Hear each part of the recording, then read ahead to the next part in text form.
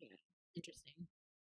Well, yeah, you do have like baby thumbs. I mean, listen, we could talk about it. My grip is a joke. But if I use a mixed grip, it's I fine. know, but you want to know what? With JD, like I developed really bad elbow tendinopathy on this side, and so I'm really trying to just do like double overhand. So that's why I'm trying. Hey, don't go in that cabinet. No, you can't go in that cabinet. No, I see you hear me. Okay, well, I'll just, All right, you ready? Yeah. All right. Welcome back to the Progressive Rehab and Strength Podcast. I'm your host, Dr. Rory Alter, here with my lovely co-host, Dr. Alyssa Havison. We are clinical coaches here at Progressive Rehab and Strength, and in this 10-minute Tip Tuesday, we are talking about the deadlift and knee pain. And I think, we are going to be talking mostly about the conventional deadlift, but I think that these all kind of definitely apply to the sumo deadlift. So mainly this little 10-minute tip is going to be focusing on the conventional deadlift, but you can apply them to the sumo deadlift, and if they don't work, then don't blame us. So what we do in these 10-minute tips is we set a timer for 10 minutes and we just give it all to you in 10 minutes. Sometimes we go over, sometimes we go under, but most of the time we go over the 10 minutes.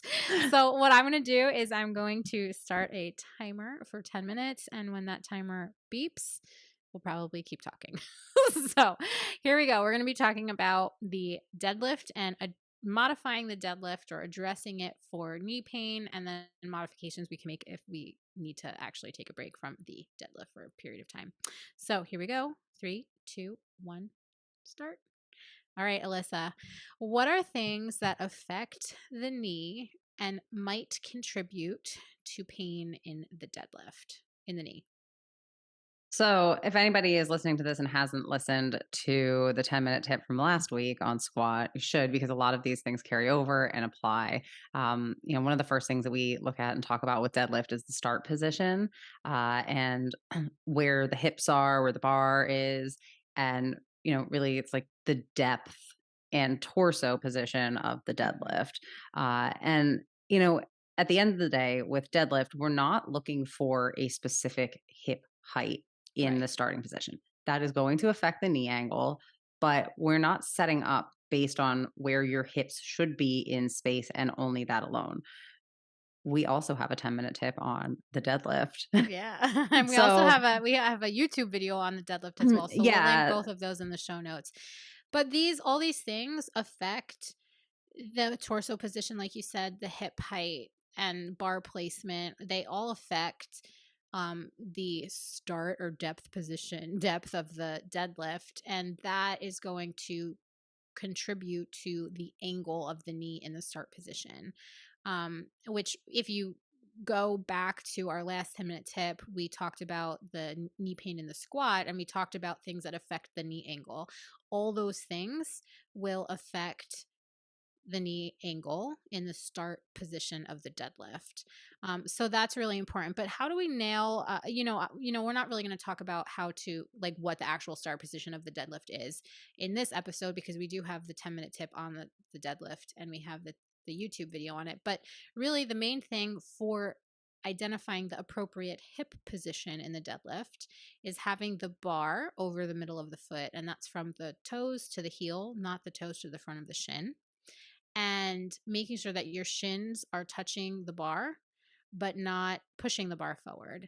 And if your shins are touching the bar, then it should put you in the right position.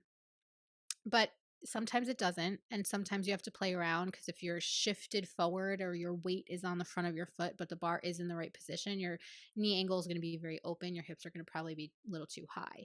If the bar is over the middle of the foot, but you're shifted back a little bit too much, your hips might be a little bit low, but the bar could still seem like it's over the middle of the foot.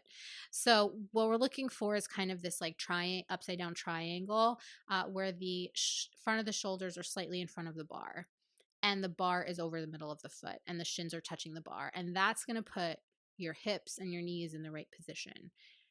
Now, if you are still having knee pain, you know what we didn't talk about in the squat 10-minute tip? Shoes. Huh. footwear. So we'll talk about that in this one, and you can go back and apply it to the squat as well.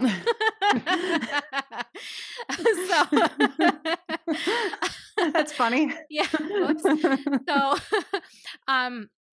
but so we really want to make sure that we're nailing the start position, which will put your knees in a good position and all the musculature around the knee to contract well and contribute to the bar coming off the ground. But if you're too low, if your hips are too low, you have this really acute knee angle. If you're spending too much time in the bottom position between reps with your hips nice and low and your knee with your hips, when your hips are low, that's going to give you a deeper knee angle. It's going to push the bar forward. It's going to put more pressure on the front of your knee. And then you have to kind of like build tension as you start to move. So it can cause all different types of pain. But let's start with getting you in the right start position in the deadlift. Now, let's say you're still having pain in that start position and you're wearing a weightlifting shoe, which has a heel. How does the heel contribute to knee discomfort if you get knee discomfort from the heel? And then what can we do about that? So, yeah, the heel is going to change the knee angle as well. It's going to put you in a position where your knee is a little bit more forward. Mm-hmm. And in the squat as well. Yeah. And shoes are not a one size fits all, literally and figuratively. Yeah. So, there is not one right answer. And there could be somebody who has some knee pain wearing a heeled shoe and they switch to a flat shoe and they feel better. There could be someone who has knee pain in a flat shoe and switch to a heel shoe and feels better.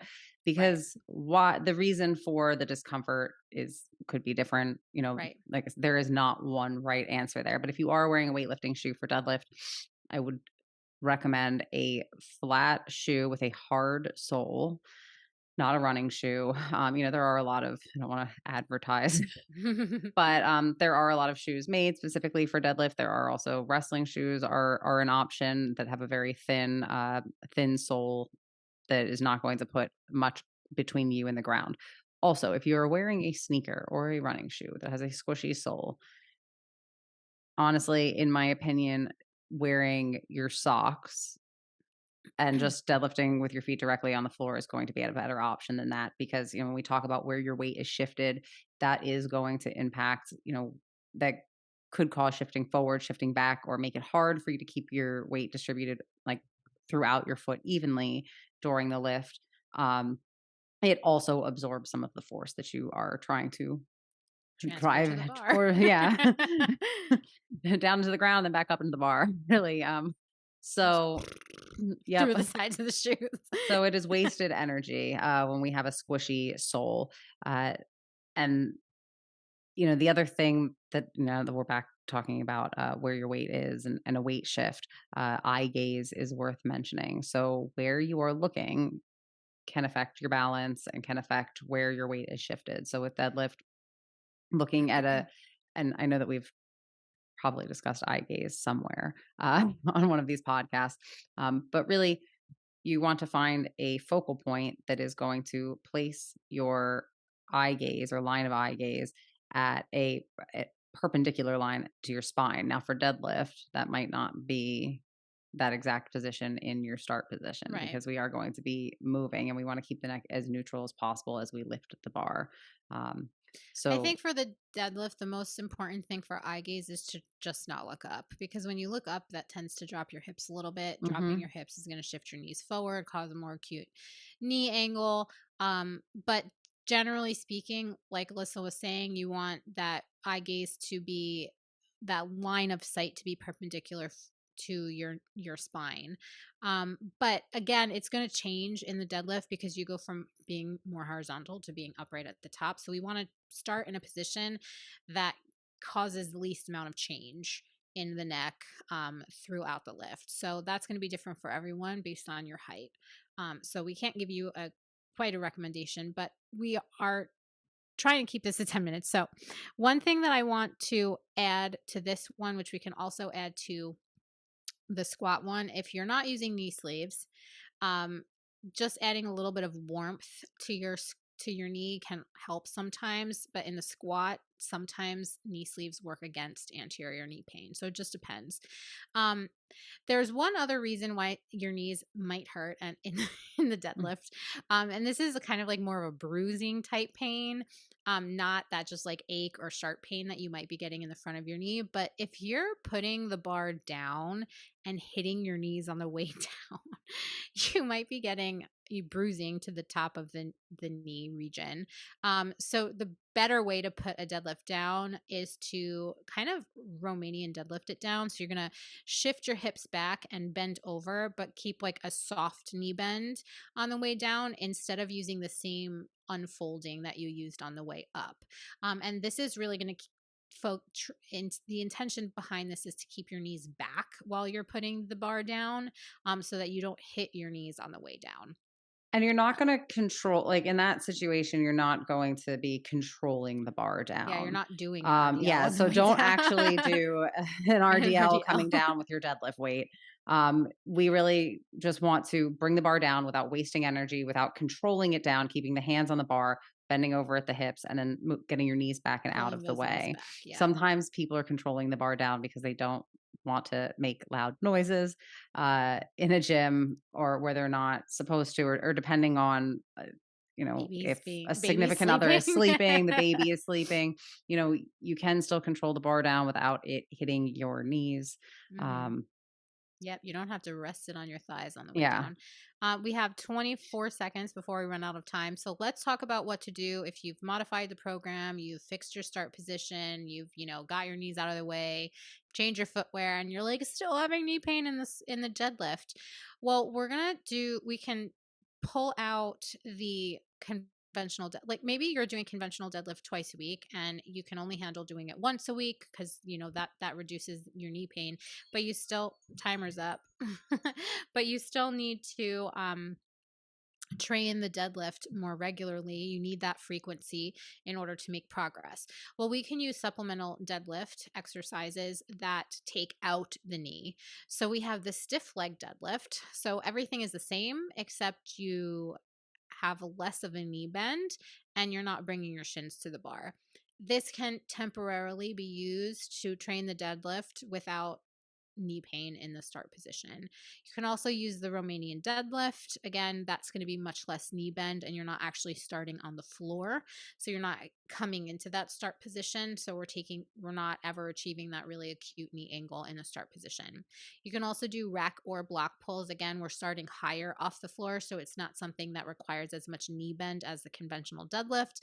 And then ultimately, if all of those still bother you and you're not able to train the deadlift in any of those ways, you can also try a good morning or a hip thrust. Although maybe that amount of knee bend in the hip thrust is irritating for you. Just depends where your knee pain is and why it's happening. But the good morning or the hip thrust is an alternative to the deadlift, allowing you to train the hamstrings and the glutes and your back as well without stressing the knee so frequently. So that's our 10-minute tip on addressing knee pain in the deadlift, things you can do to the actual conventional deadlift to address it. And then if you're still having issues, you can try alternatives. But if you're still having issues and you would like a form check and you need help kind of applying these to yourself or your clients, you can join us in our free Facebook group, The Secret Society of Barbell Mastery, where we do free form checks every Wednesday and Friday. So we can help you with that. And then also, if you are still struggling and want private help, you can set up a free consultation with Alyssa or I or anyone else on the PRS clinical coaching team. We'd be happy to help you and talk about with things that you can do that we feel, you might not be getting from our podcast, but that you can do on your own, or ways in which we can help you here at PRS as well. So with all that said, we will see you next time. Bye for now.